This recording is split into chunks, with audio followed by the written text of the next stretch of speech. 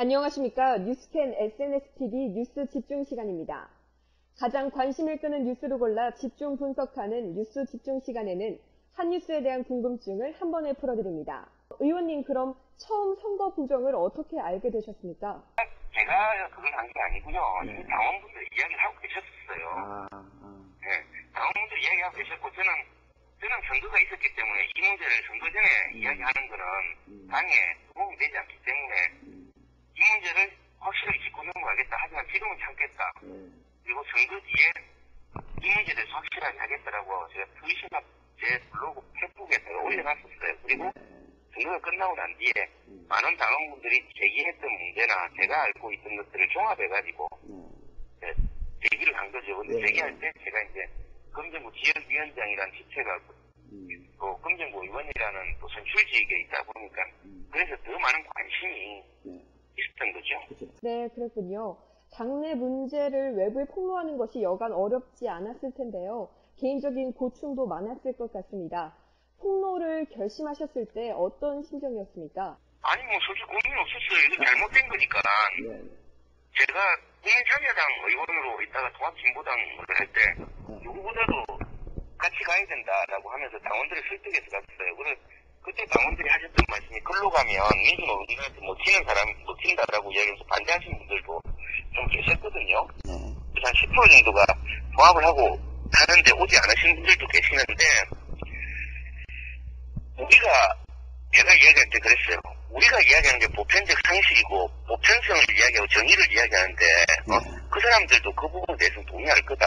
그러니까 같이 가서 이야기하면 된다. 그쪽이 조금 더 우리보다 좌측이고 좀 갇혀있는 듯 하지만 그 문제는 우리가 가서 대화하고 이야기하면 풀 수 있다라고 이야기를 했는데 결국 이런 문제가 터졌지 않습니까? 그러면 제가 그분들을 설득하고 이야기하고 같이 가자라고 했으니까 그리고 잘못되고 상식이 아닌 일들이 벌어졌기 때문에 좀 바꿔야 되는 거죠. 근데 그 이전에 당원분들이 여러 번 문제 제기하고 당 게시판에 올렸음에도 불구하고 이 문제를 중앙당에 있는 그 누구도 해명하거나 대화하지 않았어요. 그러니까 지금 제가 했죠. 네, 가볍게 얘기하시지만 큰 결단이 없으셨으면 하지 못하셨을 것 같습니다.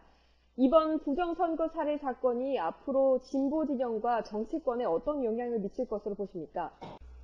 이 문제를 제대로 풀고 가면요. 그러니까 명확하게 일단 어제까지는 보면 그 사실 자체만 하면 아주 명확하게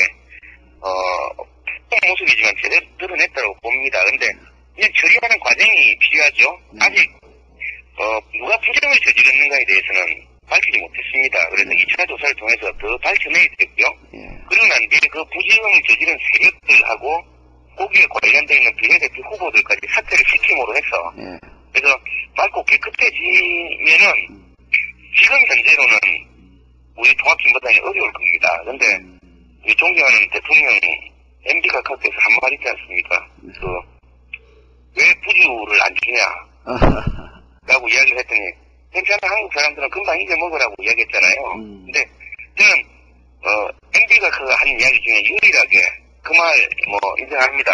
우리 한국 분들 불같이 일어났다가 또 시간 지나면 잘 잊어먹어요. 그러니까 이번 총선 결과도 그렇게 나오는 거고 그렇듯이 이 문제는 시간이 지나면 잊혀지게 돼 있는데 좋은 힘이 잊혀지느냐 나쁜 힘들이 잊혀지냐는 있습니다. 그래서 제대로 밝히고 제대로 진상조사해가지고 우리가 국민들한테 쟤네들 잘못은 했지만 확실히 반성하고 있고 그러니까 한 번 더 기회를 주자라고 할 수 있을 만큼의 우리의 모습을 보여주고 진정성을 보여주고 나면 현실이 지금은 잠깐 어렵고 힘들겠지만 앞으로는 지금보다 훨씬 더 발전할 수 있는 정당이 될 거라고 봅니다. 네, 의원님. 이번 사건의 가장 큰 문제점으로는 도덕성이 가장 강조되는 진보 진영에서 발생한 일이라서 안팎의 충격이 상당합니다. 진보 진영에 대한 국민들의 비판과 불신이 깊어질 것으로 보이는데 국민 신뢰를 회복하기 위한 방법에는 어떤 것들이 있을까요?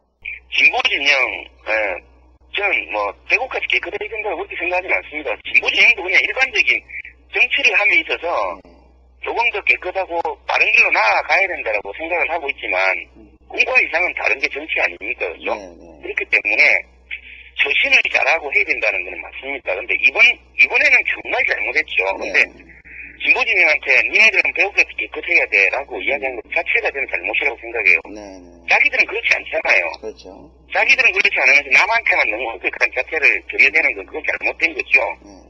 보편적으로 일반 사람들이 수긍할 수 있는 정도의 수준까지는 진보 진영한테도 해줘야 돼요. 네. 재수 간단하고 논문 그 한 친구들한테는 걔들은 그냥 탈당만 시켰잖아요. 탈당만 시키고 그냥 내버려 두고 있잖아요. 네네. 실제로 사퇴를 해야 될 애들은 그래야 돼요. 재수 강간 미수 사건 이런 애들이 지금 하고 있는데 걔들한테는 말하지 않으면서 우리는 지금 우리 내부의 비리를 우리가 스스로 자정하겠다고 깠잖아요. 네네. 걔들하고는 다른 거예요. 검찰한테 걸려가지고 까이는 거하고 우리는 우리 내부의 비리를 스스로 깐 거하고는 다른 겁니다. 이거는 그만큼 진보의 안에 잘못된 것도 깔 수 있을 정도로 우리는 자정 능력을 갖추고 있는 사람이다. 이렇게 봐주셔야지. 이 사람들은 진보 잘못했으니까 니네들 잘못했어. 니네들 그런 수준밖에 안 되라고 비판하면은 그렇게 하면 누가 앞으로 내부의 비리를 밖으로 끄집어내겠습니까? 그죠? 그렇죠. 좋은쪽으로 봐주셔야 돼요. 이 문제는 자정 능력이 있는 진보 그리고 잘못된 내부의 비리까지도 밖으로 끄집어낼 수 있는 그거기 때문에 진보라고 이야기할 수 있는 거지. 진보는 항상 깨끗하고 절대 잘못하면 안 돼라고 그런 생각을 가지면 안 되는 겁니다. 그런 사람이 있을 수 있습니다. 하지만 그 문제를 우리는 공론화시켜서 해결할 수 있다. 그렇기 때문에 진보다 이렇게 봐주셔야 되는 겁니다.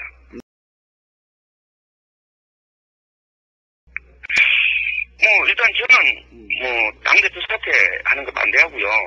그리고 공동대표들 사퇴, 해결도 안 해놓고 사퇴하는 건 안 되고요.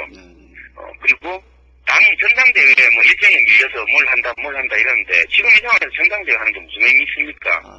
이거는 당은 당규를 바꾸고 고치고 해야 되는데 50% 이상 모든 당원들이 투표를 해야 됩니다. 근데 지금 이 상황이라고 하면 다른 친구들은 돈 내고 다른 친구들은 가면은 거기 가면 먹을 게 나오고 하기 때문에 새누리당이나 민주당 애들은 나가면 먹을 게 나오고 뭐가 있으니까 통합진보당은 그렇지 않단 말입니다. 한 달에 10,000원씩 회비를 내가면서 그렇게 하는 사람들인데 이 사람들이 이번 일로 해서 마음의 상처를 많이 받았단 말입니다. 그런데 이 문제를 수습도 안 하고 당원들이 이해할 수 있는 수준의 이야기도 하지 않고서 전당대회를 한다. 그러면 당원들이 거기에 대해서 동의하고 투표할 것 같습니까? 안 합니다. 50% 넘지 않으면 모든 게 무산돼요. 이건 전 당원 투표를 해야 되는 거거든요. 그래서 전당대회를 미루고 이 문제를 수습하고 난 뒤에 해야죠. 그러면 저는 그러니까 반대한다고요. 그러니까 그분들은 그렇게 할지 모르겠지만 공동대표 4명이 사퇴를 하고 나면 그 자리가 누구한테 가겠습니까? 현재로서는 그 임시 당헌당기에 있는 걸로 보면 며칠에 있는 거 보면 사무총장한테 넘어가는 거예요. 서열대로라면. 그다음 사무부총장이고 이런데 사무총장이나 사무부총장이 패권파에 속해 있는 당권파, 이건 그냥 당권파라고 할게요. 당권파에 속해 있는 거고 패권파가 의심이 되는 사람들인데 그 사람들한테 공동대표들이 물러나고 나면 그게 글로 넘어갈 건데 그러면 그게 진상조사가 제대로 되겠습니까? 안 되죠. 그냥 일념해야 될 뿐이에요.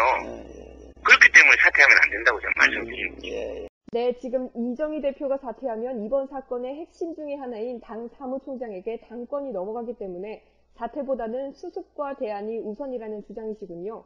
그것이 우선일 것 같습니다.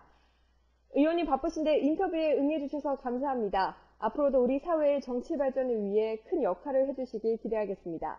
지금까지 이번 통합진보당 비례대표 선거 부정 사실을 폭로하고 진상조사와 당 쇄신을 이끌어내는데 결정적인 역할을 한 이청호 부산시 금정구 의원님을 만나봤습니다.